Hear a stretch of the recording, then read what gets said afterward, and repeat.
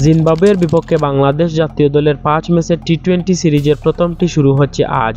তবে দলে প্রধান দুই ক্রিকেটার নির্ভরযোগ্য ও তারকা ক্রিকেটার সাকিব আল হাসান আর মুস্তাফিজুর রহমান নেই। দুজনই চট্টগ্রাম পর্বে খেলবেন না। তাদের ছাড়াই প্রথম টি-20 খেলতে নামবে বাংলাদেশ ক্রিকেট দল। তবে কেমন হবে বাংলাদেশ একাদশ? সিরিজ নিয়ে ভক্ত ও সমর্থকদের যতই উৎসাহ কমই থাকুক না কেন, একাদশ নিয়ে আগ্রহ আছে সবার।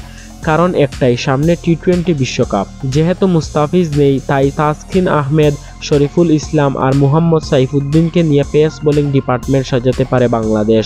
এর বাইরে স্পিনার কোটায় লেগ স্পিনার রিশাদ ও অফ স্পিনার শেখ মাহেদী থাকতে পারেন। এই 5 বোলারদের সঙ্গে ব্যাটার হিসাবে থাকতে পারেন লিটন দাস, বাঁহাতি তানজিদ হাসান তামিম, অধিনায়ক নাজমুল হোসেন শান্ত, তাওহিদ হৃদয়, মাহমুদুল্লাহ রিয়াদ ও জাকের আলী অনিক। চলুন একবার দেখে নেই কেমন হতে পারে টাইগারদের সম্ভাব্য একাদশ।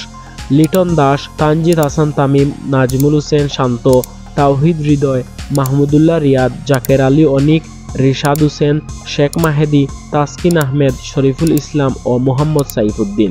আপনাদের কাছে কেমন লাগছে এই একাদশ তা অবশ্যই নিচে কমেন্ট বক্সে লিখে জানাবেন। আর আজকের ম্যাচটিতে কে জিততে পারে, কার জেতার সম্ভাবনা বেশি তা অবশ্যই কমেন্টে লিখে জানাবেন।